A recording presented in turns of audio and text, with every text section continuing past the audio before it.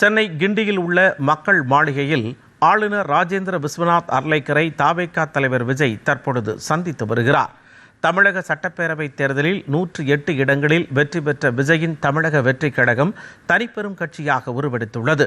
பெரும்பான்மை இடங்களை பெற்று ஆட்சி அமைக்க 118 எம்எல்ஏக்களின் ஆதரவு தேவைப்படும் பட்சத்தில் அக்கட்சிக்கு தற்பொழுது காங்கிரசின் 5 எம்எல்ஏக்களுடன் சேர்த்து 113 எம்எல்ஏக்களின் ஆதரவு உள்ளது. இந்நிலையில் ஆட்சி அமைக்க தேவைப்படும் பலத்தை பூர்த்தி செய்வதற்காக பிற கட்சிகளின் ஆதரவை பெறும் முயற்சியில் தவேக ஈடுபட்டுள்ளது.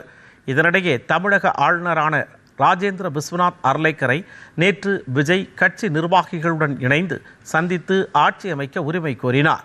ஆனால் ஆளுநர் தரப்பில் இருந்து ஆட்சி அமைக்க வருமாறு இதுவரை அழைப்பு விடுக்கப்படவில்லை. இந்நிலையில் இன்று காலை மீண்டும் ஆளுநரை சந்திக்க நேரம் கேட்ட விஜய் நேரம் ஒதுக்கப்பட்ட நிலையில் தற்பொழுது மீண்டும் ஆளுநர் மக்கள் மாளிகைக்கு சென்றுள்ளார். முதலமைச்சராக பதவியேற்று சட்டப்பேரவையில் பெரும்பான்மையை நிரூபிப்பதாக ஆளுநரிடம் விஜய் மீண்டும் உறுதியளிப்பார் என்று எதிர்பார்க்கப்படுகிறது.